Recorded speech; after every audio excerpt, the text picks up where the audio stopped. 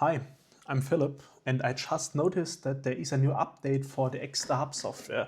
This is the software that comes with the Einstar Rockit and the Einstar 2.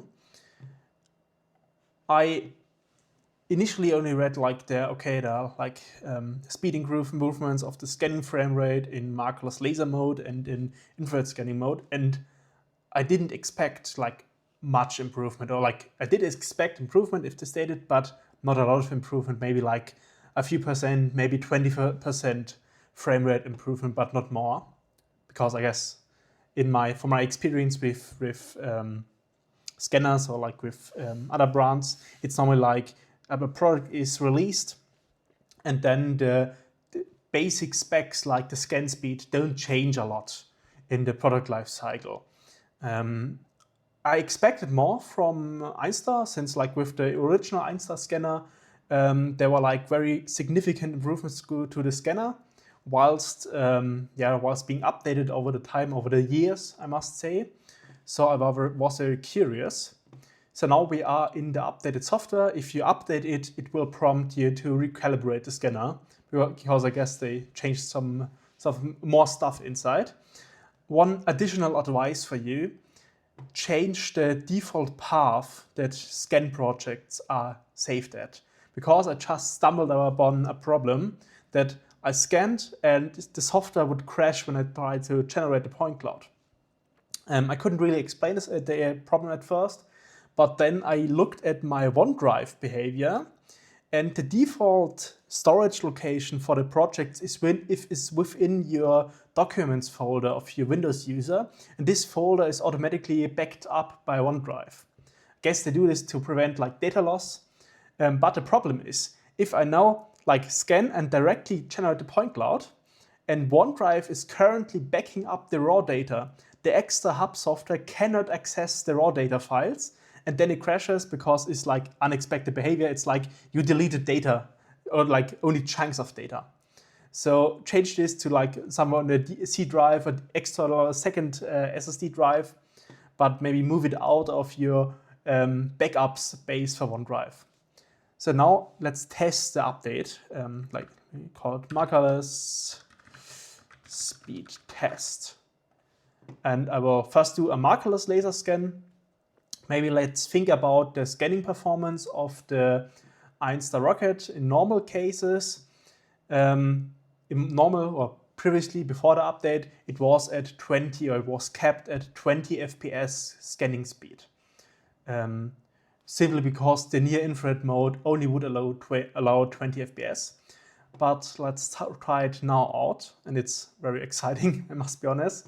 So we are in feature alignment, and the resolution is set to 0.3 millimeters. And I will scan my anatomical head.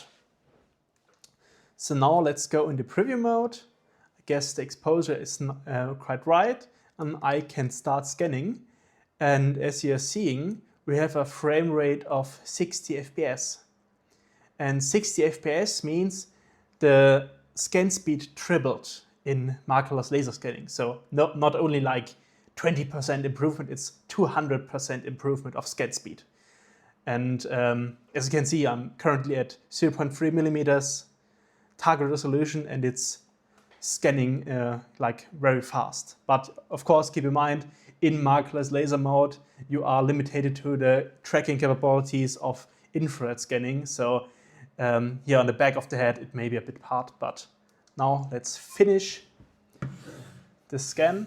And this is all real time, so don't forget it. I'm not speeding anything up in post-processing for this part. So I will just delete this data, and what I can now do is select a part of the head and simply delete everything that's not connected to the head. And with a short point cloud generation, now without crashing, since OneDrive isn't messing with things around. So this is maybe one of the micro slop and shitifications Microsoft is doing to the OS. I cannot completely rule it out.